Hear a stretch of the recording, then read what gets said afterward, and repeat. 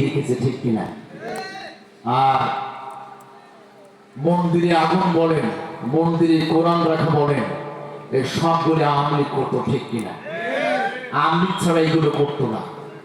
আমরা আমাদের অন্তর থেকে হিন্দু ভাইদেরকে ভালোবাসি, পাম না কিন্তু অরিজিনাল। কেন আমরা তাদেরকে জুলুম করবো, কেন নির্যাতন করবো?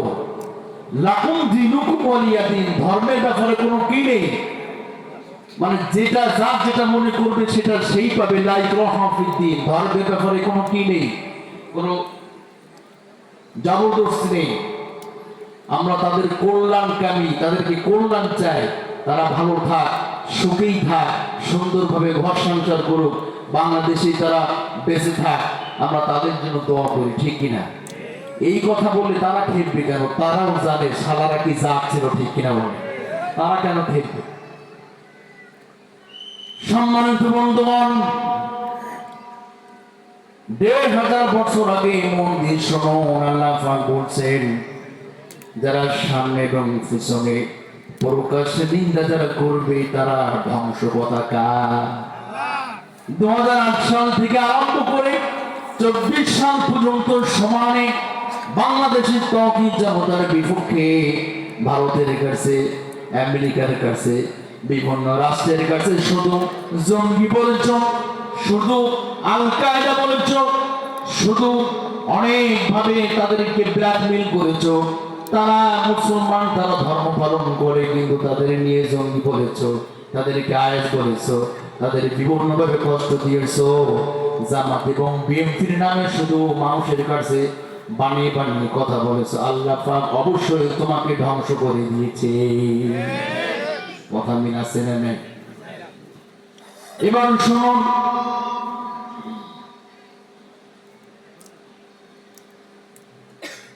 এবার শুনুন, আল্লাযী সূরা মাজার ২ নম্বর আয়াত, আল্লাযী জামা মালা ওয়া আদ্দাদা, এটা হচ্ছে সূরা মাজার ২ নম্বর আয়াত। কত নম্বর আয়াত? ২ নম্বর আয়াত। প্রথম দুজকে যাদেরকে দিবে, ১ নম্বরে যারা সামনে পিছনে প্রকাশ্য নিন্দা করবে এদেরকে আল্লাহ পাক দিবেন। ২ নম্বর আল্লাযী জামা, আল্লাহ পাক বলছেন যারা অর্থগুলি, সম্পদগুলি জমা করে রাখে, মাল ওয়া আদ্দাদা, সম্পদ। মাল মানে কি? সম্পদ। মাল মানে কি? আরো জোরে বলেন। সম্পদ। আরবিতে বলা হয় মাল। মাল মানে সম্পদ। আল্লাহ পাক বলছেন আল্লাযী জামা মালা ওয়া আদ্দাদা, যারা সম্পদগুলি জমা করে রাখে। ১ নম্বরে আপনি এবার দেখেন, আমার দেশ থেকে এই ফেরেশতা বাহিনী, ওই যে দরবেশ ৩৬,০০০ কোটি টাকা ঝেড়ে গিয়েছে, ঠিক কিনা?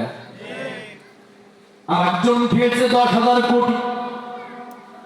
আপনি চিন্তা করেন, যেখানে একটা ট্যাবলেট কেনার পয়সা নেই, রুগ্ন ব্যক্তি বাবা গো মা গো করে একটু ওষুধের অভাবে কান্নাকাটি করে যখন রাত পার করে, মেয়ের বিয়ে হচ্ছে না টাকার অভাবে, ঠিক কিনা বলে? অপারেশন করবে, টাকা নাই, সন্তান পেটে নিয়ে ডেলিভারি হচ্ছে না, টাকা নাই, মানুষের খাওয়া হচ্ছে না, বাজারে গিয়ে মানুষেরা কাঁদতেছে, এরকম সময় কিন্তু গিয়েছে, ঠিক কিনা বলে? টাকার যে কি কষ্ট জানে, টাকা নাই সেই কিন্তু জানে, ঠিক কিনা? টাকা নাই। অনেকে দেখবেন ঋণের জন্য আত্মহত্যা পর্যন্ত করেছে, বিষ খেয়েছে, নিজেকে গলায় রশি দিয়ে ঝোলায় বেড়েছে, ঋণ টাকা পায়। যেই টাকার এত অভাব, যেই টাকা মানুষের জীবনে দরকার, একদিকে মানুষের খাওয়া হচ্ছে না, আর একদিকে জনগণের টাকা, দেশের টাকা, ওর থেকে আরম্ভ করে ইউনিয়ন, আসন, সব জায়গা থেকে জেলা বিভাগ, প্রত্যেকটা খাত থেকে হাজার ১০০০ কোটি টাকা খেয়েছে হারাম করে। যাও এই টাকা তোমার বাবার টাকা নয়, এই টাকা 18 কোটি জনগণের টাকা। ইচ্ছা মতো খেয়েছো, ইচ্ছা মতো লুট করেছো, ইচ্ছা মতো টেন্ডারবাজি করেছো, ইচ্ছা মতো চাঁদাবাজি করেছো, ইচ্ছা মতো মানুষের নামে মামলা দিয়েছো, টাকা নিয়েছো।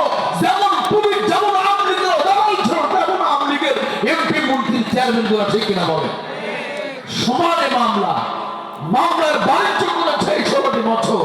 মানুষের নামে শুধু মামলা দিয়েছে, আছে না নাই? টাকা ইনকাম করেছে। সাতক্ষীরাতে সমানে মামলা দিয়েছে মানুষের নামে। যার একটু আর্থিক অবস্থা ভালো তাকে নাশকতা মামলা দিয়েছে। আপনাদের এখানে দিয়েছিল? এখানেও তার আসলে মাল সব এক, ঠিক কিনা? একই কোম্পানির মাল তো। যেই সাতক্ষীরার আকিজের যেই মানে সিমেন্ট সাতক্ষীরাও বিক্রি হয়, যশোরেও বিক্রি হয়, খুলনাতেও হয়, বাগেরহাটেও হয়, ওদিকে রংপুর হয়, পঞ্চগড় হয়, কক্সবাজার হয়, সিলেটেও হয়, আবার নোয়াখালীতেও হয়, ঠিক কিনা বলে? সব জায়গায় মালগুলো ছিল একই রকম। যার একটু আর্থিক অবস্থা ভালো তার নামে নাশকতা মামলা দিয়েছে। সাতক্ষীরা জেলার সাতক্ষীরা সদরে ফিল্ড ইউনিয়নে আবুল কালাম আজাদ, আমাদের আলিম মাদ্রাসার সুপার, উনি 2 তালা করার জন্য ইট নিয়ে এসেছে, উপরে 2 তালা করবে। পরের দিন বাসায় পুলিশ হাজির। এখন হুজুর বলছে যে স্যার আপনারা কিসের জন্য আমার এখানে এসেছেন? বলছে আপনি 2 তালা করার জন্য ইট নিয়ে এসেছেন, তাই আমরা এসেছি। বলছে আমি তো ঘর বাঁধবো, আমার তো দরকার, 5টা ছেলে আমার। বলছে না, আমাদেরকে টাকা দিতে হবে, নতুবা একটা নাশকতা মামলা ডায়েরি করে দেব। এই ছিল বাণিজ্য। সীমান্তবর্তী এলাকা থেকে বড় বড় গরুগুলো বিক্রি করে আসছে ব্যাপারীরা, খামারিরা। অনেকেই ঘরোয়া ভাবে গরু পোষে একটা বড় মোটা টাকার জন্য, ঠিক কিনা বলে? তাদেরকেও যে পুলিশ রাস্তায় ব্যাগ দিয়েছে, দাঁড়া 50,000 টাকা দে। কেন? যদি না দিস নাশকতা মামলা একটা চালিয়ে দিব, ছেড়ে দেয়। একজন বিদেশ থেকে বাড়ি এসেছে, ওনার বাসায় পুলিশ হাজির। বলছে স্যার আমি তো কিছু করিনি, আমি 2 দিন আগে বিদেশ থেকে এসেছি, আমার তো কোনো মামলা নেই। বলছে তুই কি মামলা নিবি বল, তো সেই মামলা দেব।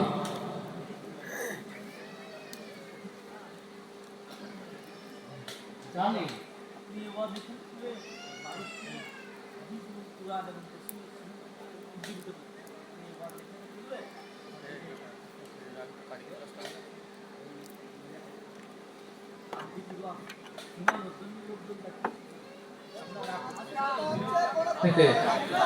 আচ্ছা শোনেন শোনেন,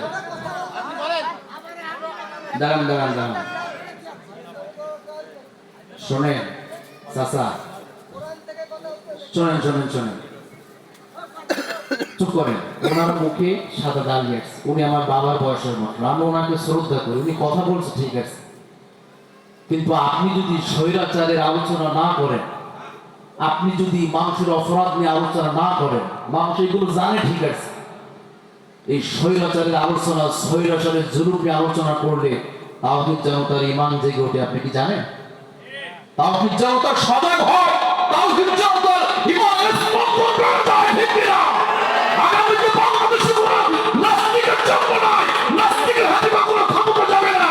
আমরা অ্যাক্টিভ করতে চাই, ঠিক কিনা বলেন?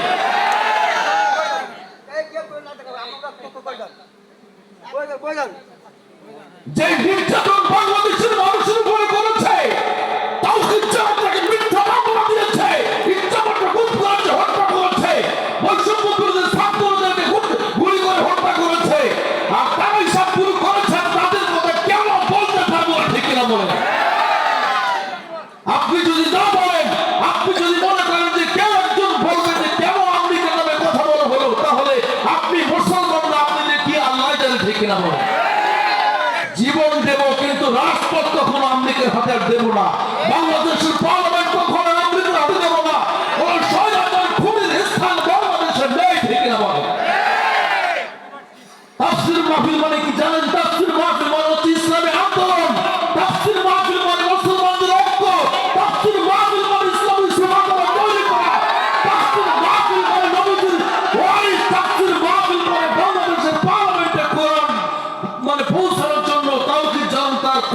হয়, ঠিক কিনা বলে?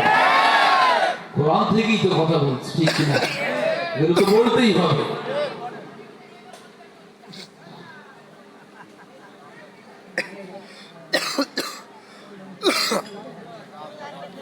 শোনেন, এইখান থেকে ১,৫০০ বছর আগে, হাজার হাজার বছর আগে নমরুদ মানুষদেরকে হত্যা করেছিল, ফিরআউন মানুষদেরকে হত্যা করেছিল, আবু জাহেল মানুষদেরকে হত্যা করেছিল।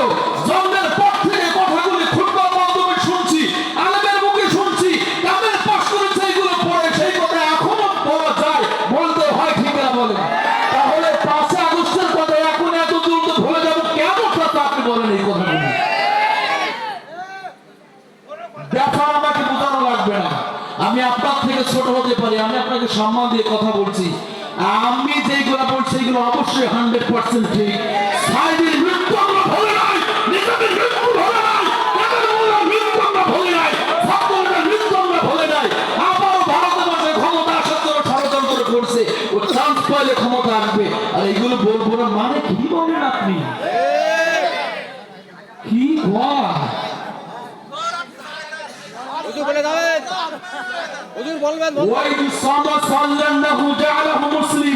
কেউ যদি নামাজ পড়ে, হজ করে, যাকাত দেয়, ইসলামী আন্দোলন না করলে সে মুনাফিক নবীজি বলছেন। আবার শুনেন, তিরমিজি শরীফের ভিতরে এসেছে, নবী করিম সাল্লাল্লাহু আলাইহি ওয়াসাল্লাম বলছেন, কেউ যদি জানে ও জানেন তারপর ওর শক্তিকে বৃদ্ধি করার জন্য ওর সাথে সঙ্গ দিয়েছে, ওর শক্তিকে বাড়ানোর জন্য ওকে সাপোর্ট দিয়েছে, নবীজি বলছেন এই ব্যক্তি জালেম জানার পর যে জালেমের সাথে ভিড়বে ইসলাম থেকে বের হয়ে যাবে। তিরমিজি শরীফের হাদিস, ৪,৯০৮ নম্বর হাদিস। আর কি বলবো? কোরআন হাদিসই তো বলছি নাকি বলেন? যদি রোগীর কোনো সমস্যা হয় তা আগে তাকে নিয়ে আলোচনা করতে হবে নাকি? না শুধু তো ডাইরেক্ট ওষুধ দিলে হবে? হবে না, হবে শালা পালিয়েছে, পালায় নাই। সম্মানিত বন্ধুগণ,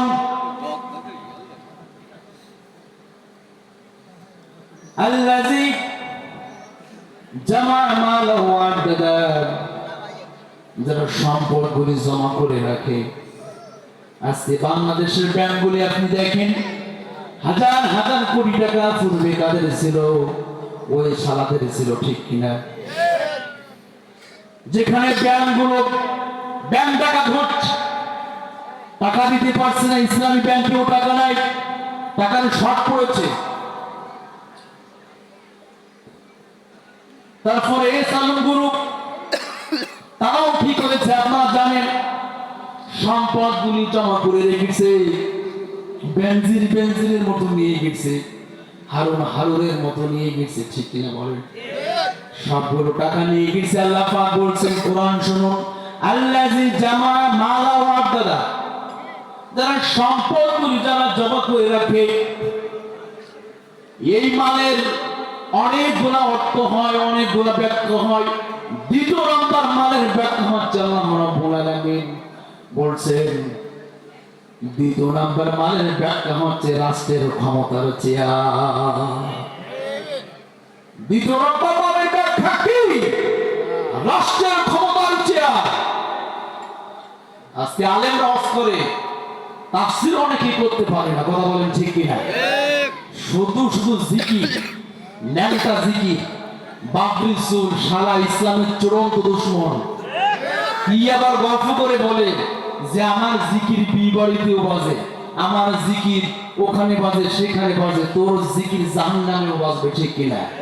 তোর জিকির জিকির না, তোর জিকির আল্লাহ যে জিকিরের কথা বলছে সেই জিকির না, নবীজি যে জিকির বলছে সেই জিকির না, তোর জিকির হচ্ছে শয়তানের জিকির, ঠিক কিনা? নাচে কারা? শয়তানে। নাচে কারা? শয়তানে। মুমিনরা কি কখনো নাচে? কিসের জন্য নাচতে না? এইগুলো এক একটা হারামজাদা। একদিকে স্বৈরাচার যেমন পার্লামেন্ট দখল করেছে, ইচ্ছামতো গুম করছে, হত্যা করছে, মামলা দিচ্ছে, একদিকে করছে ভট্টাচার্যরা সব মদিন থেকে তারা ইসলামের নামে ব্যবসা শুরু করেছিল, ঠিক কিনা বলে? এই জন্যই স্বৈরাচার অনেকদিন লাস্টিং করেছে। আজকে আজহারি কার্যদেশ থেকে বাইরে চলে গিয়েছিল, মিজানুর রহমান আজহারি কাদের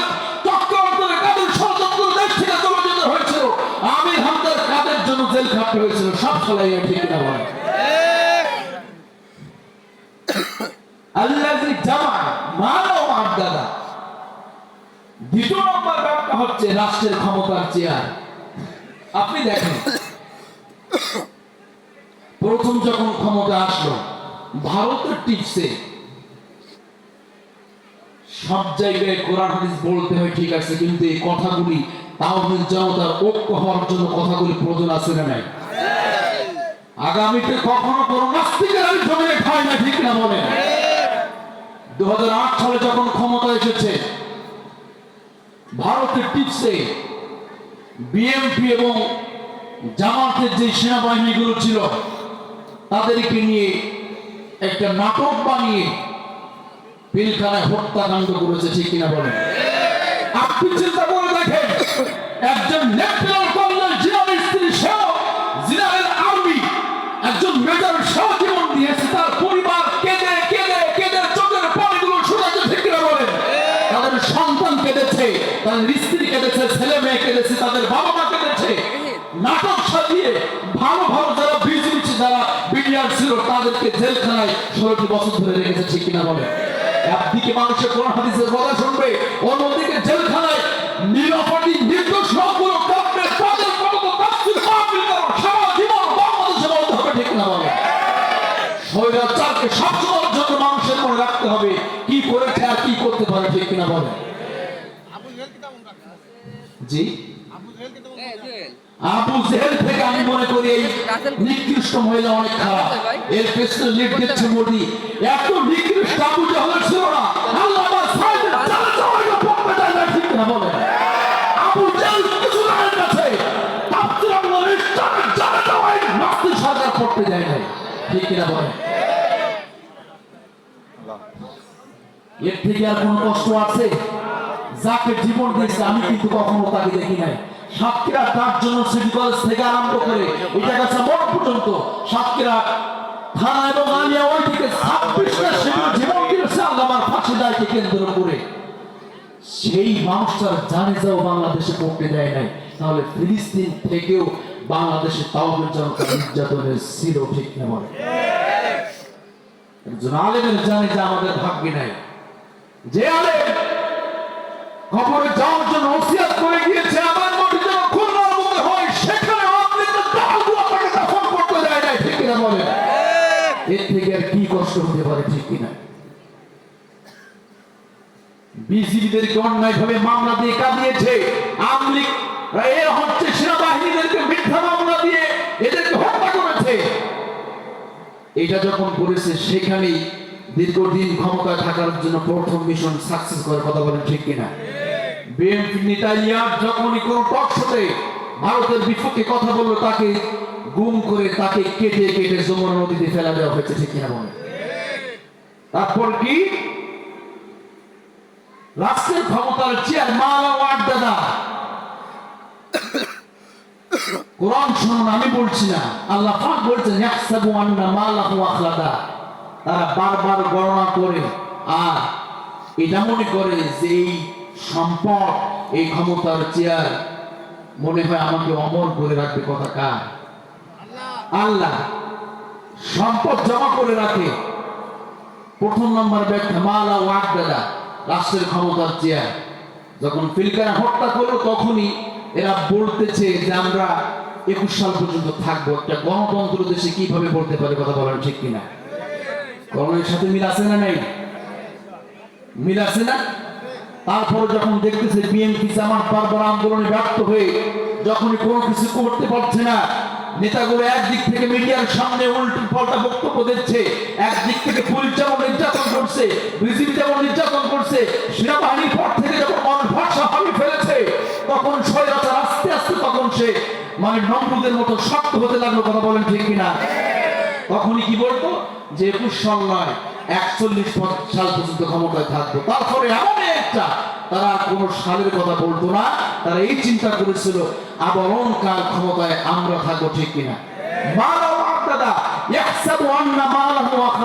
আল্লাহ বলছে তারা বারবার গণনা করবে, বারবার গণনা করবে যে এত সাল থেকে এত সাল, এত দিন পর্যন্ত এতদিন। আল্লাহ বলছে কাল্লা, কখনো আমি ওদের শীঘ্রই তাদেরকে হতাম, ওদেরকে নিক্ষেপ করবো কথাটা। তাহলে এগুলো কি আমার কথা না আল্লাহর কথা? তাহলে আমার কি দোষ বলে? যদি আমাতে আসে তাহলে আমার কি? সম্মানিত বন্ধুগণ, 16টি বছর আগে আল্লাহ পাক, 1500 বছর আগে আল্লাহ পাক বলছিলেন ধ্বংস ধ্বংস চোখের সামনে হয়েছে, ঠিক কিনা? এবার কাল্লা, যেটার অর্থ হচ্ছে কখনো তারা সম্পদগুলি জমা করেছে, টেন্ডারবাজি করেছে, সাদাবাজি করেছে, ছিনতাই করেছে, মানুষের নামে মামলা দিয়ে টাকাগুলো ইনকাম করেছে, বারবার গণনা করেছে। আপনি দেখেন কোরআনের কথাগুলি কত সত্য। তারা কোটির পরে কোটি, শত শত কোটি, হাজার হাজার কোটি টাকা তারা জমা করে রেখেছে। একদিকে টাকা যেমন জমা করে রাখতেছে, জমা করে রাখতেছে, অন্যদিকে ক্ষমতার চেয়ার, পার্লামেন্টের চেয়ার গুলি তারা এত সাল থেকে এত সাল পর্যন্ত বলতেছে। কথা বলেন ঠিক কিনা? আল্লাহ 16 বছর আগে যেটা বললো সেটা মিল হয়ে গেল। তারা বারবার গণনা করবে, গণনা করেছে কিনা? আল্লাহ বলছে কাল্লা, কখনো না, আমি অতি শীঘ্রই তাদেরকে আমি হতামত যোগে নিক্ষেপ করবো। আজকে তুমি ভারতে বসে গিয়ে আবার চান্স নিচ্ছ, মনে হয় কালকা আবার আমার হাতের মুঠে আসতে পারে। একদিকে জেলখানায় বসে ষড়যন্ত্র হচ্ছে, অন্যদিকে আবার নতুন করে একটা লিঙ্ক বের হয়েছে, কল লিঙ্ক আছে না নাই? কত ষড়যন্ত্র করতেছে। এইগুলো করে তারা আবার যখন চান্স নিচ্ছে, আল্লাহ বলছে কাল্লা, কখনো না। ফেরাউনকে একবার বলেছিল, ফেরাউন কিন্তু আর পৃথিবীতে ফিরে আসে নাই, ঠিক কিনা? নমরুদকে একবার বলছিল, নমরুদ কিন্তু আর পৃথিবীতে দ্বিতীয়বার চান্স মেলেনি। আবু জেহেলকে কিন্তু ধরেছিল আল্লাহ, আবু জেহেলের চান্স নেই, উৎপাদ চান্স নেই, সাইবার চান্স নেই, ঠিক কিনা? কারণ চান্স নেই। তোমাকেও টাইম মতো ধরেছে, শিবিরে মায়ের চোখের পানি যায় নামাজে পড়েছে, তাহাজ্জুদের নামাজে শহীদদের মা গুলি কেঁদেছে, অনেক অনেক বিএমপি ভাইদের মা গুলি কেঁদেছে, লক্ষ লক্ষ মুসলিম ইমামদের চোখের পানি ঝরেছে, তাহজ্জুদ জামাতা কেঁদেছে। একটু আগে আপনি ধোঁকা দিলেন, কোটি কোটি মা কেঁদেছে, কোটি কোটি বাবা কেঁদেছে, কোটি কোটি আলেম কেঁদেছে। অবশ্যই তো আল্লাহ যখন স্বৈরাচার ধরলো, ধ্বংস করলো, বাংলাদেশের ইতিহাসে পৃথিবীর ইতিহাসে এরকম কোন নজির নেই। 300 সংসদ সদস্য সবগুলো পালিয়েছে, পুলিশও নেই আছে, সবগুলি পালিয়েছে। যখন কোর্টের ভিতরে গিয়েছে, পচা ডিম ফেলে মেরেছে, চোর চোর চোর চোর বলে অপমান করেছে। মুখটা মলিন হয়ে যারা বড় বড় কথা বলতো, ওই দীপমণি বলেছিল মিয়াদ উত্তরনবীন জামাত বিএনপি, শুনছিলেন এটা? এটা বলছিল না? শিক্ষা ব্যবস্থাকে ধ্বংস করেছে নাস্তিকের বাচ্চা, ঠিক না? এরা একদিকে যেমন মিডিয়ার সামনে বিশাল বড় বড় কথা বলতো, যখন চোর হয়ে গেল, আসলে তো চোর, তখন মুখটা নিচু হয়ে গেল। আল্লাহর পক্ষ থেকে আবু জেহেলের যেমন লানাত এসেছে এদের পরেও সেটা হয়েছে, ঠিক কিনা?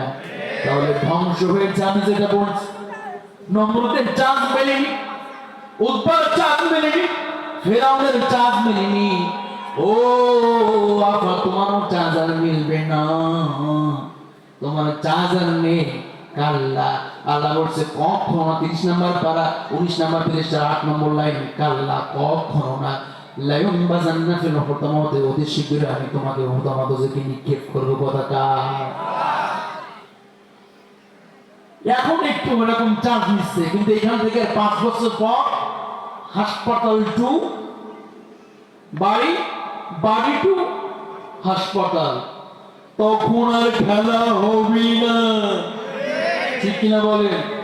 সবগুলো পালিয়েছে, এখন আর দেশে না।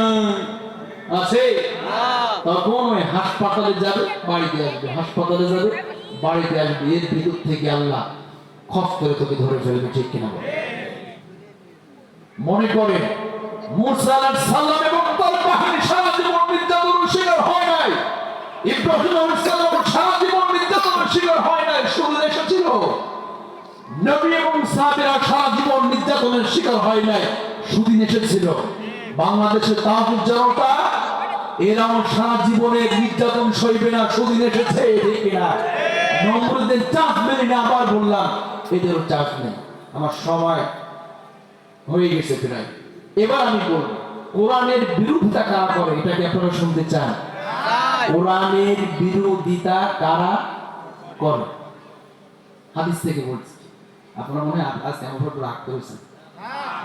আমি তো একদিকে যাচ্ছিলাম, কিন্তু আমাকে যে একটু হিট করা হলো, কি বলবো? আচ্ছা যাই হোক, আল্লাহ সবাইকে বোঝার তৌফিক। না, উনি খারাপ কিছু বলেনি, উনি বলছিল ভালো কথা। কিন্তু তাওহীদ জনতা এখন আর উত্তেজিত না হয়ে পারে না, কারণ দীর্ঘ নিঃশ্বাস, কষ্ট, মানুষের যেটা আফেক থাকে, ঠিক না বলে? কোরআনের বিরোধিতা কারা করে শোনেন। বিশ্বনবীর হাদিস থেকে শোনাচ্ছি, আমিরুল মুমিনিন অর্ধজাহানের প্রেসিডেন্ট ছিলেন। উনি শুধু বাংলাদেশের মতো রাষ্ট্রের প্রেসিডেন্ট নয়, ভারতের মতো রাষ্ট্রের প্রেসিডেন্ট নয়, রাশিয়ার মতো এত বড় রাষ্ট্রের প্রেসিডেন্ট নয়। গোটা পৃথিবীতে প্রায় 250 মতো দেশ আছে। অর্ধজাহানের খলিফা ছিলেন হযরতে ওমর রাদিয়াল্লাহু তাআলা আনহু। উনি যখন খলিফা, মন দিয়ে শুনুন, একদিন উনি ইশারের নামাজ আদায় করে বাসায় আসলেন। যেই বাসার ভিতরে ঢুকলেন, ওনার বাড়ির বারান্দার উপরে মন দিয়ে শুনুন, বাইরে খেয়াল করবেন না। যখন উনি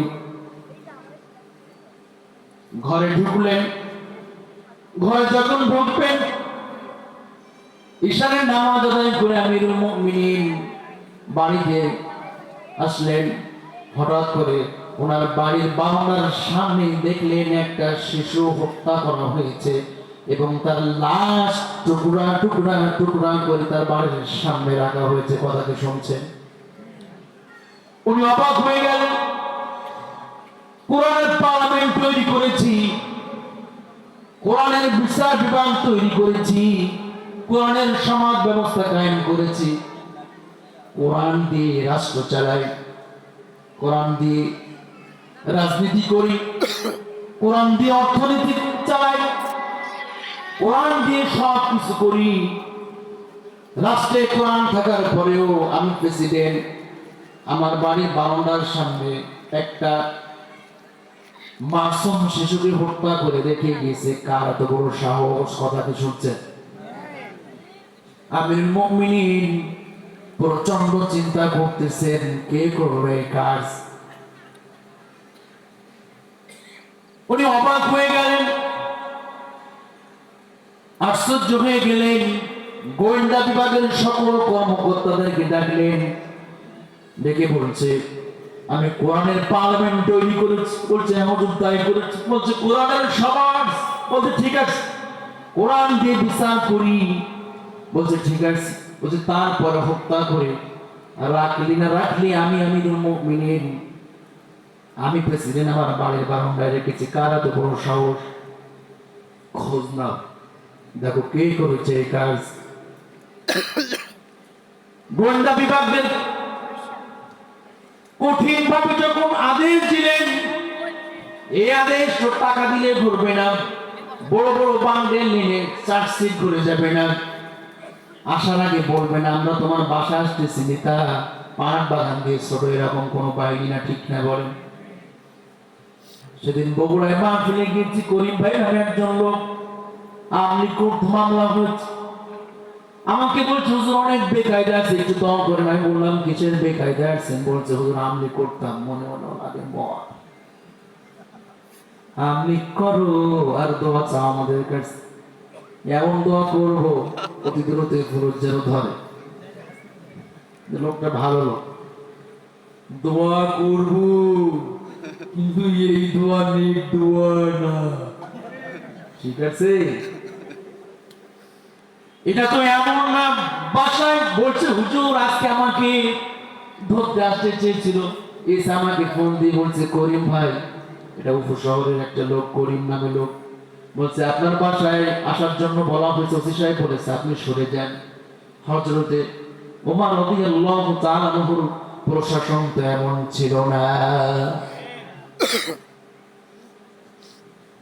গোয়েন্দা বিভাগকে কঠিন ভাবে অর্ডার করলেন 1 ঘন্টার ভিতরে এই খুনিকে আমি চাই, কোন সময় দেওয়া হবে না, কোন স্বজনপ্রীতি করবা না, কোন আত্মীয় গ্রহণ করবা না, খুনি যেই হোক তাকে আমার সামনে নিয়ে আসো। 3 দিন হয়ে গেল কোন হত্যাকারী কি পাওয়া যায় না। আমিরুল মুমিনিন ডিপ্রেশনে ভুগতেছেন, বিশাল টেনশন, কিয়ামতের দিন যদি শিশু আল্লাহর আদালতে দাঁড়িয়ে আমার বিরুদ্ধে মামলা করে, আল্লাহর কাছে আমি কি জবাব দেব, এই চিন্তা আমিরুল মুমিনের চোখ থেকে ঘুম চলে গেছে। বুঝতে পারছেন? 3টা দিন যখন হয়ে গেল, চতুর্দিক সার্কুলার হয়ে গেল, খুনিকে পাওয়া যায় না, কে করেছে কাজ, কে করেছে। মানুষ প্রকাশ্যে বুঝতে পারতো কারা করেছে, কিন্তু সেইটা উল্টা করে দিয়ে জামাত এবং বিএনপির ঘাড়ে চাপিয়ে দেওয়া হতো, ঠিক কিনা? ভোটের আগে কত সুন্দর করে বেনাপোল এক্সপ্রেস আগুন দিয়েছে, কথা কি বলা যায়? মন দিয়ে শুনুন, ছোট্ট একটা দেশের পার্লামেন্ট দখল করার জন্য কত নিকৃষ্ট জাত এগুলি। গরিব মানুষ ঢাকা থেকে কাজ করে বাড়িতে যাচ্ছে মা বাবার মুক্তি দেখার জন্য, একটু ক্ষমতার লোভের জন্য বেনাপোল এক্সপ্রেসে যখন আগুন দিয়েছে, ওই ট্রেনে সকলে জানেন বের হতে পারেনি। আমি দেখেছি জানলা ধরে ওখানে জাহান্নামে আগুনের মতো যখন জ্বলে জ্বলে চলে গেল, বাল দিয়ে যখন টাচ করেছে, মাংসগুলো পড়ে ঘষে ঘষে পড়ছে, এটা কি বলা যায়? তারপরে কি ইলিয়াস সাহেবের বেগম সাহেব এবং ছোট্ট সন্তান যখন হাসিনার কাছে এসেছিল, সব কিছু জানার পরেও নাটক করেছে, মিথ্যা মিথ্যা কান্ত। ওই সন্তান মনে করতো আমার বাবাকে মনে হয় ফিরে পাবো, একের পর এক নাটক করেছে, কিন্তু বাবার কখনো ফিরে আসলো না। এটা কি মুসলমানে ভুলবে কখনো? তারপরে শুনো, রানা প্লাজা যখন বসে পড়েছে, ওই সাবেক সেনাবাহিনী এসে বলেছে, আমাকে যখন তদন্ত করার জন্য বলা হয়েছে, বহু লাভ যখন বের করেছি, শেষে আমাকে বলা হলো আর লাশ বের করার দরকার নেই, আর যদি লাশ বের করো কিছুদিন পরে বেগম জিয়া লাশ নিয়ে মিছিল করবে, আমারও ক্ষমতা থাকবে না, শুনেছেন অনেকেই। এই কথা কি বলা যায়? আজকে বাবার শেষ সাক্ষাতের জন্য সাইদিন ছেড়ে যখন এসেছিল, তাকে পর্যন্ত বাবার কাছে যেতে দেওয়া হয় নাই। সন্তান বড় আশা নিয়ে বাবার অসুস্থতার কথা জানার জন্য গিয়েছিল, তাকে পর্যন্ত জানতে দেওয়া হয় না, ঠিক কিনা বলেন? আপনি মন দিয়ে শুনুন, সাতক্ষীরা যখন আল্লামা সাইদি রায় যখন দেওয়া হলো, তখন প্রথম যে 2 জন শহীদ হয়েছে শিবির, পুলিশেরা বলছে নির্ভর সত্যি জেনেছ, বলছে লাশ যখন পড়েছে প্রথম যে 2টা লাশ, 19 থেকে 20 বছর হবে, 2 যুবক যখন অস্ত্রগার সামনে যখন তাদেরকে নিয়ে আসা হলো, আমাদেরকে বলা হলো তোমরা 2 জন পাহারা দাও। আমরা দেখলাম চাঁদের মতো 2টা সুন্দর মুখ, ছোট্ট ছোট্ট দাড়ি, দূরের চেহারা, বুলেট লেগেছে, সেখান থেকে তাজা রক্ত বের হয়ে এরকম গড়িয়ে গড়িয়ে পড়ে, সে কথা কি বলা যায়? পুলিশেরা বলছে পাড়া যখন দিচ্ছি চোখ দিয়ে পানি পড়ে, আবার যখন কোন পুলিশেরা দেখানোর জন্য আসে, আবার চোখের পানিগুলো মুছে ফেলি। চাকরির সমস্যা আছে না নাই? মানুষগুলো একটু দম করবে, একটু কাঁপবে, তাও ঠিক মতো কাঁপতে পারে নাই। এবার শোনো, হঠাৎ করে ওই শহীদের পকেট থেকে ফোন যখন বেজে এসেছে, কল এসেছে, মানুষ দেখবেন গজল দিয়ে রিংটোন বানাচ্ছে না নাই। হঠাৎ করে ওই শহীদের ফোন থেকে যখন কল এসেছে, এই গজলটা বেজে উঠেছে, মাগো তুমি কাঁদছো কেন একলা বাড়িতে, তোমার আমার দেখা হবে জান্নাতের সিঁড়িতে। পুলিশ বলছে আমরা যখন এই রিংটোনটা শুনলাম, আমরা বললাম আল্লাহ এর সাদা তুমি কবুল করে নিও। পকেট থেকে পুলিশ ফোন বলছে, আমি বের করবো কি করবো না আমি এই চিন্তা করতেছি। বারবার যখন ফোনগুলো বাজছে, আমি ফোনটা বের করলাম, রিসিভ করলাম, বললাম কে? তখন ওই শহীদের মা বলছে বাবা শুনলাম প্রচন্ড মারামারি হচ্ছে পুলিশের সঙ্গে। বাবা তুমি যখন বিক্ষোভ করতে গিয়েছো বাড়ি এসো না, জীবন যদি দেওয়ার আগে 6 দিনের জন্য জীবন দাও, বাড়ি চলে এসো না। আমি মা তোমার জন্য এই কথা আমি বললাম। এই মা যে কোনো পৃথিবীর অন্য মায়ের মতো নয়, এই মা হচ্ছে শহীদের মা, এই মা হচ্ছে নিজামের যে মা ছিল সেই মা, এই মা হচ্ছে সাইদের যে মা সেই মা, এই মা হচ্ছে ইমাম আবু হানিফা যে মা ছিল সেই মা, এই মা হচ্ছে সাইদ কুতুবের মা, এই মা হচ্ছে হাসানুল বসরির মা। ঠিক কিনা?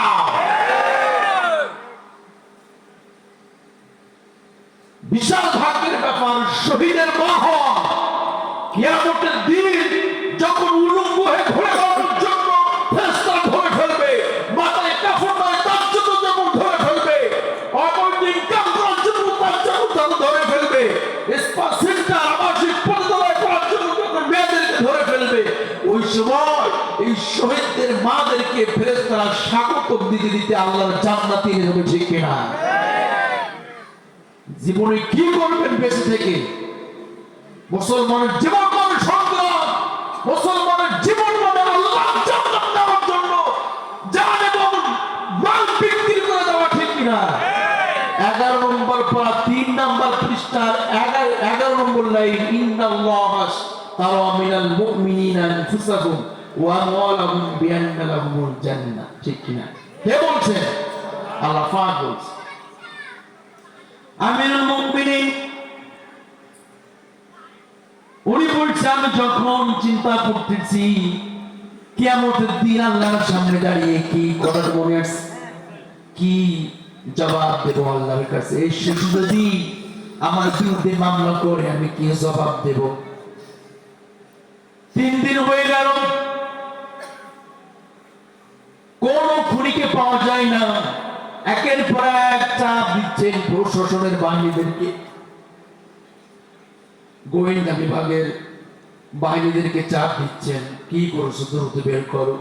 3 দিন যখন হয়ে গেল, একজন সুন্দরী মহিলা ছুটতে ছুটতে আমিরুল মুমিনিনের বাসার ওখানে আসলেন, এসে বলছেন আমিরুল মুমিনিন আপনি যে চিন্তা করতেছেন, যেই খুনিকে আপনি খুঁজতেছেন সেই খুনি আমি সেই মহিলা, আমাকে আপনি গ্রেফতার করুন, আমাকে আপনি ফাঁসি দিয়ে দেন। কে বলছে? একজন মহিলা বলছে। আমিরুল মুমিনিন বলছে তোমাকে মাথা ঠিক আছে? কোরআন দিয়ে রাষ্ট্র চালায়, কোরআনের ফয়সালা মোতাবেক মানুষের হত্যা করা, মানুষের বিচার করা হয়। তুমি খুন করেছো মানে কি বলছো এসব? ওই মহিলা বললেন আমিরুল মুমিনিন আমার বাবা একজন দরিদ্র মানুষ, এক এক সময় এক এক কাজ করে, ঘরে প্রচন্ড অভাব, খাদ্য নয়, বস্ত্র নয়। আমার বাবার কোনো বড় লাইফ ছেলেও নাই, আমি একমাত্র সন্তান। কে বলছে? ওই মহিলা এই কথাগুলি শোনাচ্ছে আমিরুল মুমিনিনকে। বলছে আমি আমার বাবার সঙ্গে বনে গেছি কাঠ কাটার জন্য। 3 জন যুবক আমার এই সৌন্দর্য, আমার চেহারা এটা দেখে আমার পরে তার অন্যায় কাজ করেছে। কি করেছে? জিনা করেছে। আমি প্রচন্ড চেষ্টা করেছি নিজেকে সেভ দেওয়ার জন্য,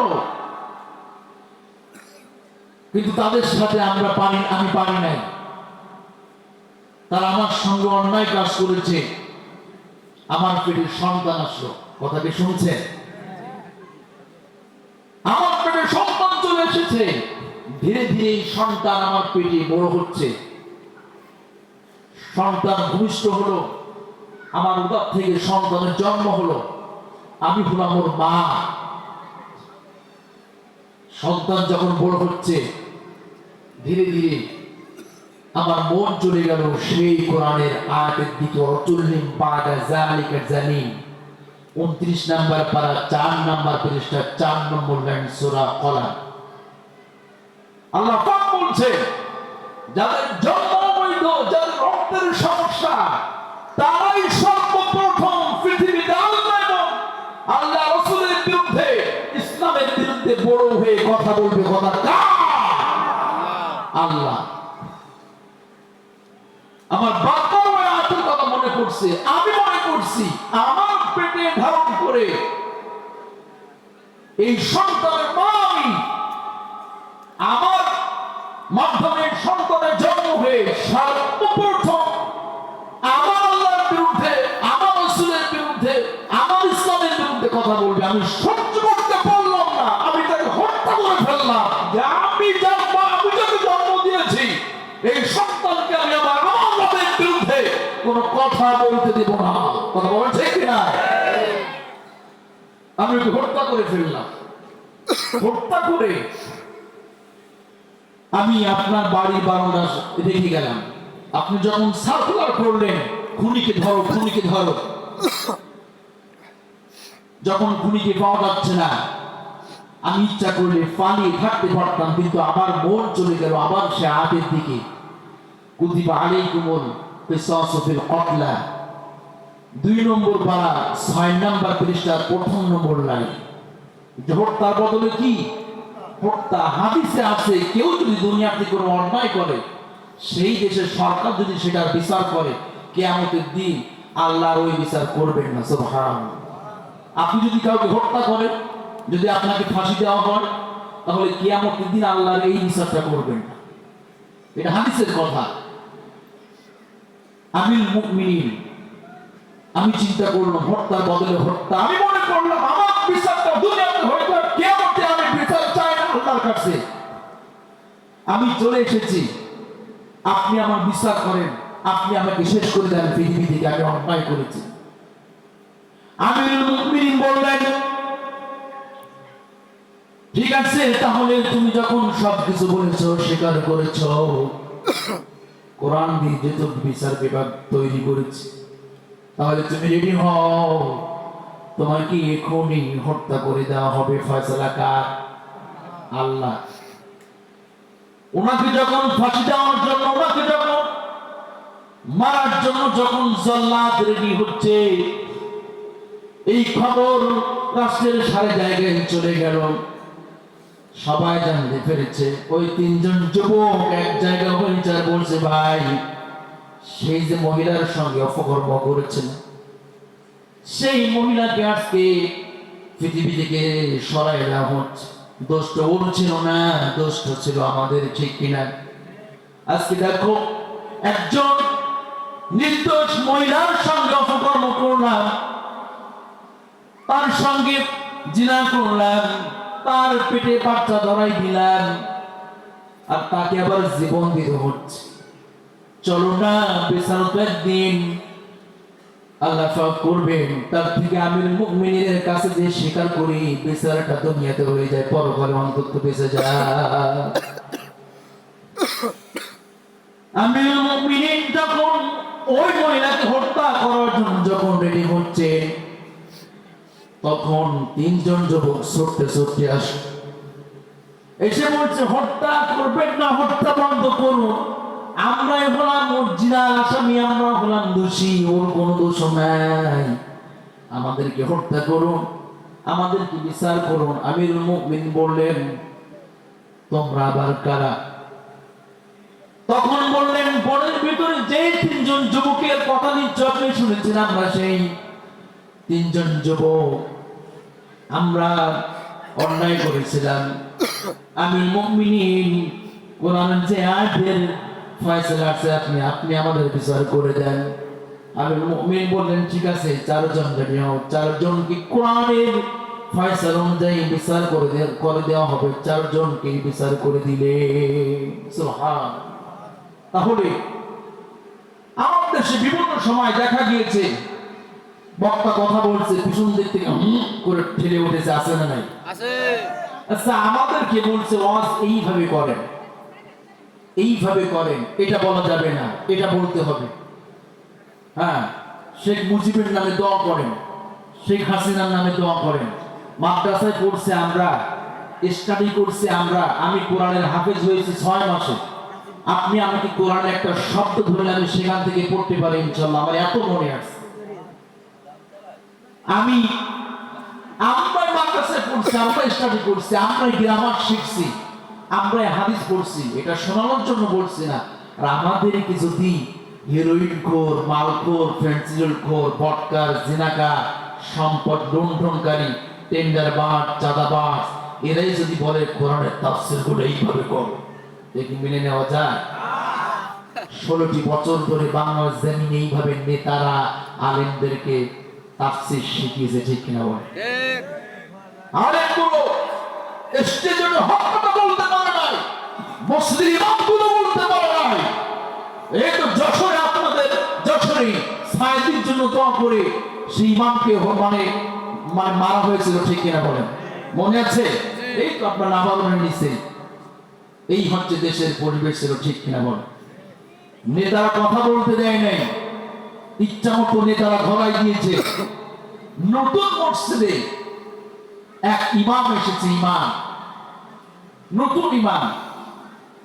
ইমাম সাহেব প্রথম দিন ওয়াজ করলেন ঘুষের ওয়াজ, সবাই বাড়ি চলে গেল, সভাপতি সাহেব বসা।